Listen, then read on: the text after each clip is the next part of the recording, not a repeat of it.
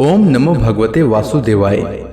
भगवान बृहस्पति देव की पूजा अर्चना के लिए बृहस्पतिवार को व्रत करके बृहस्पतिवार व्रत की कथा का श्रवण करना चाहिए। बृहस्पतिवार का व्रत करने और व्रत कथा सुनने से स्त्री पुरुषों की सभी मनोकामनाएं पूरी होती है। इस व्रत से धन संपत्ति की प्राप्ति होती है, निसंतानों को पुत्र प्राप्ति होती है, परिवार में सुख शांति बनी रहती है, सभी आनंद पूर्वक रहते हैं। इस व्रत में व्रत कथा का श्रवण करने का विशेष महत्व है। अब आइए सुनते हैं बृहस्पतिवार व्रत कथा। प्राचीन समय की बात है। भारत में एक राजा राज्य करता था। वह बड़ा प्रतापी तथा दानी था। वह नित्य प्रति मंदिर में भगवत दर्शन करने जाता था। वह ब्राह्मण और गुरु की सेवा किया करता था। उसके द्वार से कोई भी याचक निराश होकर नहीं लौटता था। वह प्रत्येक गुरुवार को व्रत रखता एवं पूजन करता था। हर दिन गरीबों की सहायता करता था। परंतु यह सब बातें उसकी रानी को अच्छी नहीं लगती थी। वह न तो व्रत करती और न किसी को एक भी पैसा दान में देती थी। वह राजा से भी ऐसा करने को मना किया करती थी। एक समय की बात है। राजा शिकार खेलने वन को चले गए। घर पर रानी और दासी थी। उस समय गुरु बृहस्पति साधु का रूप धारण कर राजा के दरवाजे पर भिक्षा मांगने आए। साधु ने रानी से भिक्षा मांगी तो वह कहने लगी, हे साधु महाराज, मैं इस दान और पुण्य से तंग आ चुकी हूँ। इस कार्य के लिए तो मेरे पति देव ही बहुत हैं। अब आप ऐसी कृपा करें कि सारा धन नष्ट हो जाए तथा मैं आराम से रह सकूं। साधु रूपी बृहस्पति देव ने कहा, हे देवी, तुम बड़ी विचित्र हो। संतान और धन से कोई दुखी नहीं होता है, इसको सभी चाहते हैं। पापी भी पुत्र और धन की इच्छा करता है। अगर तुम्हारे पास धन अधिक है तो भूखे मनुष्यों को भोजन कराओ, प्याऊ लगाओ, ब्राह्मणों को दान दो, धर्मशालाएं बनवाओ, कुआं, तालाब, बावड़ी, बाग, बगीचे आदि का निर्माण कराओ तथा निर्धनों की कुंवारी कन्याओं का विवाह कराओ, साथ ही यज्ञ आदि करो। इस प्रकार के कर्मों से आपके कुल का और आपका नाम परलोक में सार्थक होगा एवं स्वर्ग की प्राप्ति होगी। परंतु रानी साधु की इन बातों से खुश नहीं हुई। उसने कहा, हे साधु महाराज, मुझे ऐसे धन की आवश्यकता नहीं जिसको मैं अन्य लोगों को दान दूं तथा जिसको रखने और संभालने में ही मेरा सारा समय नष्ट हो जाए। साधु ने कहा, हे देवी, यदि तुम्हारी ऐसी इच्छा है तो जैसा मैं तुम्हें बताता हूं तुम वैसा ही करना। बृहस्पतिवार के दिन घर को गोबर से लिपना, अपने केसों को पीली मिट्टी से धोना, केसों को धोते समय स्नान करना, राजा से कहना वह हजामत करवाए, भोजन में मांस मदिरा खाना, कपड़ा धोबी के यहाँ धुलने देना। इस प्रकार 7 बृहस्पतिवार करने से तुम्हारा धन नष्ट हो जाएगा। यह कहकर साधु महाराज रूपी बृहस्पति देव अंतर ध्यान हो गए। रानी ने साधु के कहने के अनुसार 7 बृहस्पतिवार तक वैसा ही करने का विचार किया। साधु के बताए अनुसार कार्य करते हुए केवल 3 बृहस्पतिवार ही बीते थे कि उसकी समस्त धन संपत्ति नष्ट हो गई। भोजन के लिए दोनों समय परिवार तरसने लगा तथा सांसारिक भोगों से दुखी रहने लगा। तब वह राजा रानी से कहने लगा कि हे रानी, तुम यहाँ पर रहो, मैं दूसरे देश को जाता हूँ, क्योंकि यहाँ पर मुझे सभी मनुष्य जानते हैं, इसलिए मैं यहाँ कोई कार्य नहीं कर सकता। मैं अब परदेश जा रहा हूँ, वहाँ कोई काम धंधा करूंगा, शायद हमारे भाग्य बदल जाए। ऐसा कहकर राजा परदेश चला गया। वह वहां जंगल से लकड़ी काट कर लाता और शहर में बेचता। इस तरह जीवन व्यतीत करने लगा। इधर राजा के बिना रानी और दासियां दुखी रहने लगी। किसी दिन भोजन मिलता और किसी दिन जल पीकर ही रह जाती। एक समय रानी और दासियों को 7 दिन बिना भोजन के व्यतीत करना पड़ा। तो रानी ने अपने दासी से कहा, हे दासी, यहाँ पास के ही नगर में मेरी बहन रहती है। वह बड़ी धनवान है, तू उसके पास जा और वहां से 5 सेर बेझर मांग कर ले आ, जिससे कुछ समय के लिए गुजर हो जाए। दासी रानी की बहन के पास गई। रानी की बहन उस समय पूजा कर रही थी। बृहस्पतिवार का दिन था। दासी ने रानी की बहन से कहा, हे रानी, मुझे आपकी बहन ने भेजा है, मुझे 5 सेर बेझर दे दो। दासी ने यह बात अनेक बार कही, परंतु रानी की बहन ने कोई उत्तर नहीं दिया, क्योंकि वह उस समय बृहस्पतिवार की कथा सुन रही थी। जब दासी को रानी की बहन से कोई उत्तर नहीं मिला तो वह बहुत दुखी हुई। उसे क्रोध भी आया। वह लौटकर रानी से बोली, हे रानी, आपकी बहन बहुत ही धनी स्त्री है, वह छोटे लोगों से बात भी नहीं करती। मैंने उससे कहा तो उसने कोई उत्तर नहीं दिया। मैं वापस चली आई। रानी बोली, हे दासी, इसमें उसका कोई दोष नहीं है। जब बुरे दिन आते हैं तब कोई सहारा नहीं देता। अच्छे बुरे का पता विपत्ति में ही लगता है। जो ईश्वर की इच्छा होगी वही होगा। यह सब हमारे भाग्य का दोष है। उधर रानी की बहन ने सोचा कि मेरी बहन की दासी आई थी, परंतु मैं उससे नहीं बोली। इससे वह बहुत दुखी हुई होगी। अतः कथा सुन और भगवान विष्णु का पूजन समाप्त कर वह अपनी बहन के घर आई और कहने लगी, हे बहन, मैं बृहस्पतिवार का व्रत कर रही थी। तुम्हारी दासी हमारे घर आई थी, परंतु जब तक कथा होती है तब तक हम लोग न उठते हैं और न बोलते हैं, इसलिए मैं नहीं बोली। कहो दासी क्यों आई थी? रानी बोली, बहन, हमारे घर अनाज नहीं था। वैसे तुमसे कोई बात छिपी नहीं है, इस कारण मैंने दासी को तुम्हारे पास 5 सिर भेजर लेने के लिए भेजा था। रानी की बहन बोली, बहन देखो, बृहस्पति भगवान सबकी मनोकामना पूर्ण करते हैं। देखो, शायद तुम्हारे घर में अनाज रखा हो। यह सुनकर दासी घर के अंदर गई तो वहां उसे एक घड़ा बेझर का भरा मिल गया। उसे बड़ी हैरानी हुई क्योंकि उसने एक एक बर्तन देख लिया था। उसने बाहर आकर रानी को बताया। दासी अपनी रानी से कहने लगी, हे रानी, देखो, वैसे हमको जब अन्न नहीं मिलता तो हम रोज ही व्रत करते हैं। अगर इनसे व्रत की विधि और कथा पूछ ली जाए तो उसे हम भी किया करेंगे। दासी के कहने पर रानी ने अपनी बहन से बृहस्पतिवार व्रत के बारे में पूछा। उसकी बहन ने बताया, हे रानी बहन, बृहस्पतिवार को सूर्योदय से पूर्व उठकर स्नान करके बृहस्पतिवार का व्रत करना चाहिए, लेकिन उस दिन सिर नहीं धोना चाहिए। बृहस्पतिवार के व्रत में चने की दाल और मुनक्का से विष्णु भगवान का केले के वृक्ष की जड़ में पूजन करें तथा दीपक जलाएं। उस दिन एक ही समय भोजन करें। भोजन पीले खाद्य पदार्थ का करें तथा कथा सुने। इस प्रकार करने से गुरु भगवान प्रसन्न होते हैं, अन्न पुत्र धन देते हैं, मनोकामना पूर्ण करते हैं। व्रत और पूजन की विधि बताकर रानी की बहन अपने घर लौट गई। रानी और दासी दोनों ने निश्चय किया कि बृहस्पति देव भगवान का पूजन जरूर करेंगे। 7 दिन बाद जब बृहस्पतिवार आया तो उन्होंने व्रत रखा। घुड़साल में जाकर चना और गुड़ बीन लाई तथा उसी दाल से केले की जड़ तथा विष्णु भगवान का पूजन किया। अब भोजन पीला कहां से आए? दोनों बड़ी दुखी हुई, परंतु उन्होंने व्रत किया था, इस कारण बृहस्पति देव भगवान प्रसन्न थे। एक साधारण व्यक्ति के रूप में वे 2 थालों में सुंदर पीला भोजन लेकर आए और दासी को देकर बोले, हे दासी, यह भोजन तुम्हारे और रानी के लिए है, तुम दोनों करना। दासी भोजन पाकर बड़ी प्रसन्न हुई और रानी से बोली, रानी जी, भोजन कर लो। रानी को भोजन आने के बारे में कुछ पता नहीं था, इसलिए वह दासी से बोली, जा तू ही भोजन कर, क्योंकि तू हमारी व्यर्थ में हंसी उड़ाती है। दासी बोली, एक व्यक्ति भोजन दे गया है।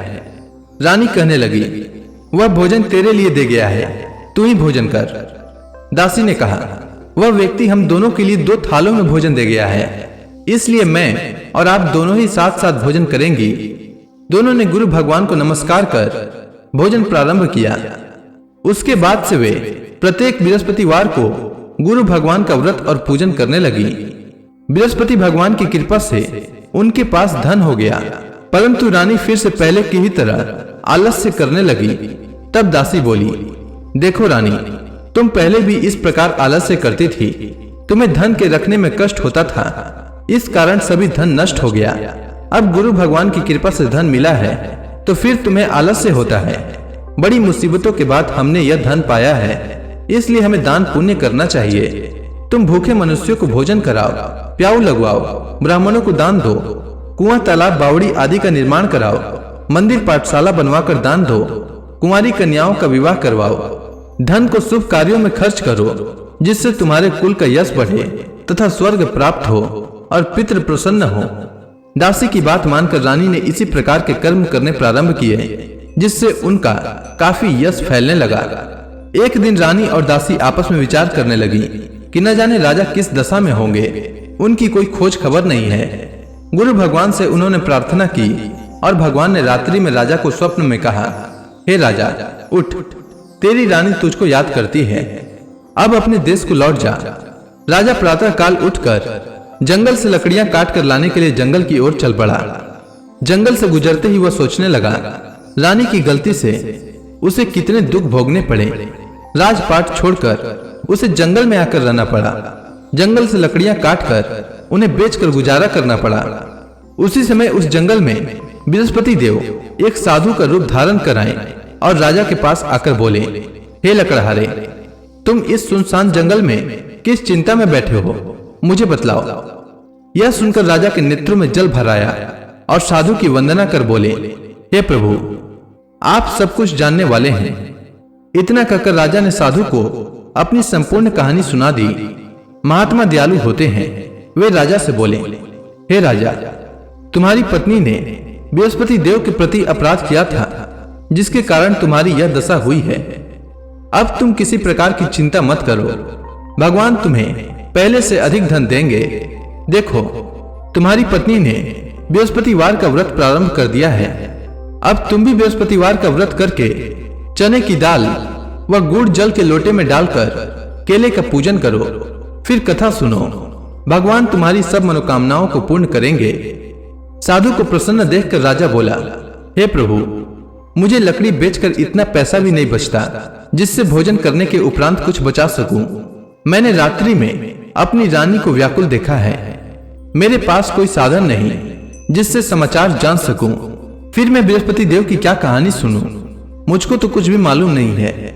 साधु ने कहा, हे राजा, तुम किसी बात की चिंता मत करो। बृहस्पतिवार के दिन तुम रोजाना की तरह लकड़ियां लेकर शहर में जाओ। तुम्हें रोज से दुगना धन प्राप्त होगा, जिससे तुम भली भांति भोजन कर लोगे तथा बृहस्पति देव की पूजा का सामान भी आ जाएगा। बृहस्पति देव की कथा इस प्रकार है, सुनो। प्राचीन काल में एक बहुत ही निर्धन ब्राह्मण था। उसकी कोई संतान नहीं थी। वह नित्य पूजा पाठ करता, परंतु उसकी स्त्री बहुत मलिनता के साथ रहती थी। वह स्नान न करती और न किसी देवता का पूजन करती। प्रातःकाल उठते ही सर्वप्रथम भोजन करती, बाद में कोई अन्य कार्य करती। ब्राह्मण देवता बहुत दुखी रहते थे। पत्नी को बहुत समझाते, किंतु उसका कोई परिणाम न निकलता। भगवान की कृपा से ब्राह्मण की स्त्री को कन्या उत्पन्न हुई। वह कन्या अपने पिता के घर में बड़ी होने लगी। वह बालिका प्रातः स्नान करके भगवान विष्णु का जप करती। वह बचपन से ही बृहस्पतिवार का व्रत भी करने लगी। पूजा पाठ समाप्त कर विद्यालय जाती तो अपनी मुट्ठी में जौ भर कर ले जाती और पाठशाला जाने के मार्ग में डालती जाती। वही जौ स्वर्ण के हो जाते तो लौटते समय उनको बीनकर घर ले आती। एक दिन वह बालिका सूप में उन सोने के जौ को फटक कर साफ कर रही थी। तभी उसकी मां ने देख लिया और कहा, हे बेटी, सोने के जौ को फटकने के लिए सोने का सूप होना चाहिए। दूसरे दिन गुरुवार था। इस कन्या ने व्रत रखा और बृहस्पति देव से प्रार्थना करके कहा, हे प्रभु, यदि मैंने सच्चे मन से आपकी पूजा की हो तो मुझे सोने का सूप दे दो। बृहस्पति देव ने उसकी प्रार्थना स्वीकार कर ली। रोजाना की तरह वह बालिका जौ फैलाती हुई स्कूल चली गई। स्कूल से लौटकर जब वह जौ बीन रही थी तो बृहस्पति देव की कृपा से उसे सोने का सूप मिला। उसे वह घर ले आई और उससे जौ साफ करने लगी, परंतु उसकी मां का वही ढंग रहा। एक दिन की बात है, वह कन्या सोने के सूप में जौ साफ कर रही थी। उस समय उस नगर का राजकुमार वहां से होकर निकला। इस कन्या के रूप और सोने के सूप में जौ को साफ करते देखकर वह उस कन्या पर मोहित हो गया। राजमहल आकर वह भोजन तथा जल त्याग कर उदास होकर लेट गया। राजा को जब राजकुमार द्वारा अन्न जल त्यागने का समाचार ज्ञात हुआ तो अपने मंत्रियों के साथ वह अपने पुत्र के पास गए और बोले, हे बेटा, तुम्हें किस बात का कष्ट है? किसी ने अपमान किया है अथवा कोई और कारण है? मुझे बताओ, मैं वही करूंगा जिससे तुम्हें प्रसन्नता हो। राजकुमार ने अपने पिता की बातें सुनी तो वह बोला, मुझे आपकी कृपा से किसी बात का दुख नहीं है। किसी ने मेरा अपमान नहीं किया है, परंतु मैं उस लड़की के साथ विवाह करना चाहता हूं जो सोने के सूप में जौ साफ कर रही थी। यह सुनकर राजा आश्चर्य में पड़ गया और बोला, हे बेटा, इस तरह की कन्या का पता तुम्हें लगाओ। मैं उसके साथ तुम्हारा विवाह अवश्य ही करवा दूंगा। राजकुमार ने राजा को उस लड़की के घर का पता बतलाया। मंत्री उस लड़की के घर गया और राजा का आदेश ब्राह्मण को सुनाया। कुछ ही दिन बाद ब्राह्मण की कन्या का विवाह राजकुमार के साथ संपन्न हो गया। कन्या के घर से जाते ही उस ब्राह्मण देवता के घर में पहले की भांति गरीबी का निवास हो गया। अब भोजन के लिए भी अन्न बड़ी मुश्किल से मिलता था। एक दिन दुखी होकर ब्राह्मण अपनी पुत्री से मिलने गया। बेटी ने पिता की दुख की अवस्था को देखा और अपनी मां का समाचार पूछा। ब्राह्मण ने सभी हाल कहा। कन्या ने बहुत सा धन देकर अपने पिता को विदा कर दिया। इस तरह ब्राह्मण का कुछ समय सुखपूर्वक व्यतीत हुआ, लेकिन कुछ दिन बाद फिर वही हाल हो गया। ब्राह्मण फिर अपनी कन्या के यहाँ गया और सभी हाल कहा तो पुत्री बोली, हे पिताजी, आप माता जी को यहाँ लिवा लाओ, मैं उन्हें वह विधि बता दूंगी जिससे गरीबी दूर हो जाए। ब्राह्मण देवता अपनी स्त्री को साथ लेकर अपनी पुत्री के पास राजमहल पहुंचे तो पुत्री अपनी मां को समझाने लगी, हे मां, तुम प्रातःकाल उठकर प्रथम स्नान आदि करके विष्णु भगवान का पूजन करो तो सब दरिद्रता दूर हो जाएगी। परंतु उसकी मां ने उसकी एक बात नहीं मानी। वह प्रातःकाल उठकर अपनी पुत्री का बचा जूठन खा लेती थी। एक दिन उसकी पुत्री को बहुत गुस्सा आया। उसने एक रात एक कोठरी से सारा सामान निकाल दिया और अपनी मां को उसमें बंद कर दिया। प्रातः उसमें से उसे निकाला तो स्नान आदि करा के पूजा पाठ करवाया तो उसकी मां की बुद्धि ठीक हो गई। इसके बाद वह नियम से पूजा पाठ करती और प्रत्येक बृहस्पतिवार को व्रत रखने लगी। इस व्रत के प्रभाव से उसकी मां भी बहुत धनवान हो गई और बृहस्पति देवता के प्रभाव से स्वर्ग को गई। वह ब्राह्मण भी सुखपूर्वक इस लोक का सुख भोग कर स्वर्ग को प्राप्त हुआ। इस तरह कहानी कहकर साधु देवता वहां से लोप हो गए। धीरे धीरे समय व्यतीत होने पर फिर बृहस्पतिवार का दिन आया। राजा जंगल से लकड़ी काटकर किसी शहर में बेचने गया। उसे उस दिन और दिनों से अधिक धन मिला। राजा ने चना गुड़ आदि लाकर बृहस्पतिवार का व्रत किया। उस दिन से उसके सभी क्लेश दूर हो गए। परंतु जब अगला गुरुवार का दिन आया तो वह बृहस्पतिवार का व्रत करना भूल गया।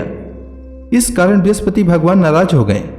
उस दिन उस नगर के राजा ने विशाल यज्ञ का आयोजन किया तथा अपने समस्त राज्य में घोषणा करवा दी कि कोई भी मनुष्य अपने घर में भोजन न बनाए तथा आग भी न जलाए। समस्त लोग मेरे यहाँ भोजन करने आवे। इस आज्ञा को जो न मानेगा उसको फांसी की सजा दी जाएगी। राजा की आज्ञानुसार राज्य के सभी वासी राजा के भोज में सम्मिलित हुए, लेकिन लकड़हारा कुछ देर से पहुंचा, इसलिए राजा उसको अपने साथ महल में ले गए। जब राजा लकड़हारे को भोजन करा रहे थे तो रानी की दृष्टि उस खुटी पर पड़ी जिस पर उसका हार लटका हुआ था। उसे हार खुटी पर लटका दिखाई नहीं दिया। रानी को निश्चय हो गया कि मेरा हार इसी लकड़हारे ने चुरा लिया है। उसी समय सैनिक बुलवाकर उसको जेल में डलवा दिया। जब लकड़हारा जेल खाने में गया तो बहुत दुखी होकर विचार करने लगा कि न जाने कौन से पूर्व जन्म के कर्म से मुझे यह दुख प्राप्त हुआ है, और उसी साधु को याद करने लगा जो जंगल में मिला था। तत्काल बृहस्पति देव साधु के रूप में प्रकट हो गए और उसकी दशा को देखकर कहने लगे, अरे मूर्ख, तूने बृहस्पति देवता की कथा नहीं कही, इसी कारण तुझे दुख प्राप्त हुआ है। अब चिंता मत कर। बृहस्पतिवार के दिन जेल खाने के दरवाजे पर 4 पैसे पड़े मिलेंगे। उनसे तू बृहस्पति देव की पूजा करना तो तेरे सभी कष्ट दूर हो जाएंगे।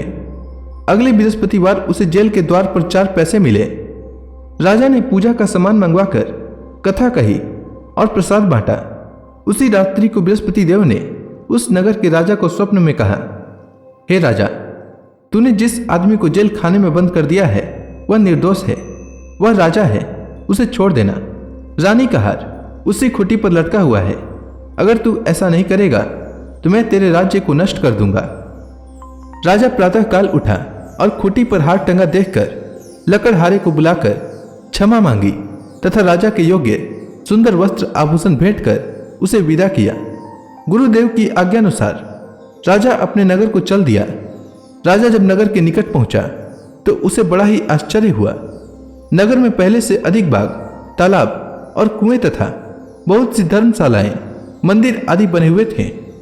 राजा ने पूछा कि यह किसका बाग और धर्मशाला है।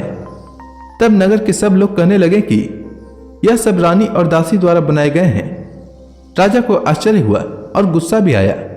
जब रानी ने खबर सुनी कि राजा आ रहे हैं तो उसने अपनी दासी से कहा, हे दासी, देख, राजा हमको कितनी बुरी हालत में छोड़ गए थे। वह हमारी ऐसी हालत देखकर लौट न जाएं, इसलिए तू दरवाजे पर खड़ी हो जा। रानी की आज्ञा अनुसार दासी दरवाजे पर खड़ी हो गई। जब राजा आए तो उन्हें अपने साथ महल में लिवा लाई। तब राजा ने क्रोध करके अपनी तलवार निकाली और पूछने लगा, बताओ, यह धन तुम्हें कैसे प्राप्त हुआ है? तब रानी ने बताया, हमें यह सब धन बृहस्पति देव के व्रत के प्रभाव से प्राप्त हुआ है। राजा ने तब निश्चय किया कि 7 रोज बाद तो सभी बृहस्पति देव का पूजन करते हैं, परंतु मैं रोजाना दिन में 3 बार कथा कहा करूंगा तथा रोज व्रत किया करूंगा। अब हर समय राजा के दुपट्टे में चने की दाल बंधी रहती तथा दिन में 3 बार कथा कहता। एक रोज राजा ने विचार किया कि चलो अपनी बहन के यहां हो आवे। इस तरह का निश्चय कर राजा घोड़े पर सवार हो अपनी बहन के यहां चल दिया। मार्ग में उसने देखा कि कुछ आदमी एक मुर्दे को लिए जा रहे हैं। उन्हें रोककर राजा कहने लगा, अरे भाइयों, मेरी बृहस्पतिवार की कथा सुन लो। वे बोले, लो, हमारा तो आदमी मर गया है, इसको अपनी कथा की पड़ी है। परंतु कुछ आदमी बोले, अच्छा कहो, हम तुम्हारी कथा भी सुनेंगे। राजा ने दाल निकाली और कथा कहनी शुरू कर दी।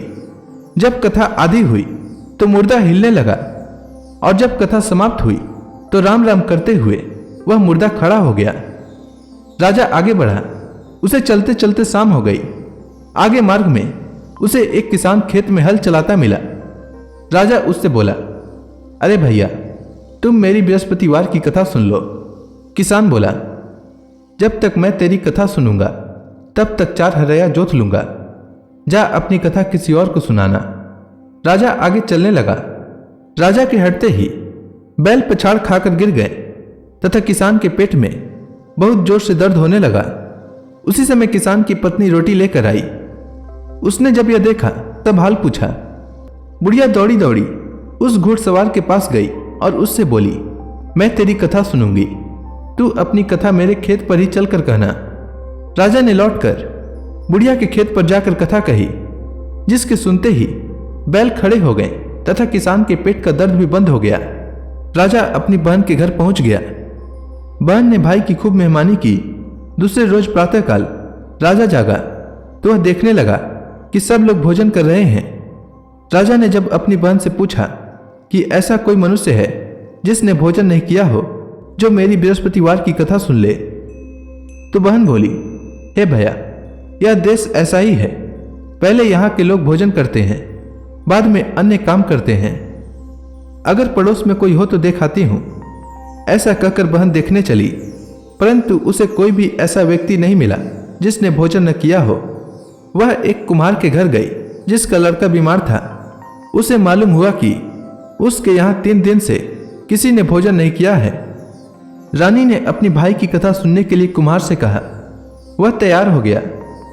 राजा ने जाकर बृहस्पतिवार की कथा कही, जिसको सुनकर उसका लड़का ठीक हो गया। अब तो राजा की प्रशंसा होने लगी। एक दिन राजा ने अपनी बहन से कहा, हे बहन, मैं अपने घर जाऊंगा, तुम भी तैयार हो जाओ।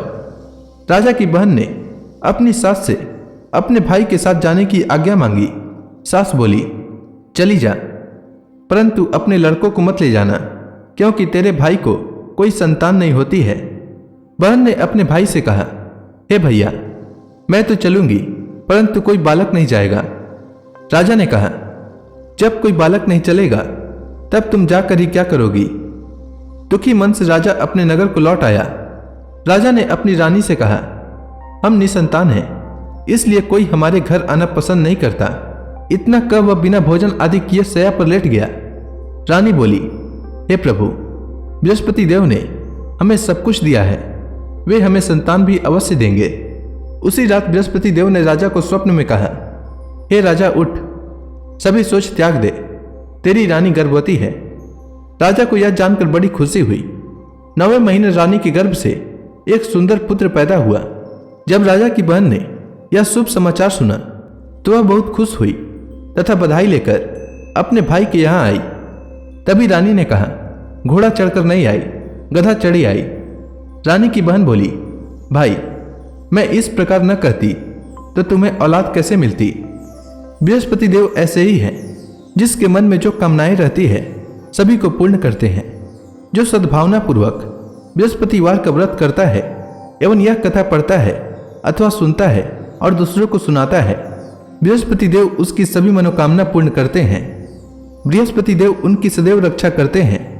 जो संसार में सद्भावना व सच्चे हृदय से बृहस्पति देव का पूजन करते हैं, उनकी सभी मनोकामनाएं उसी प्रकार पूर्ण होती है जैसे रानी और राजा ने बृहस्पति देव की कथा का गुणगान किया।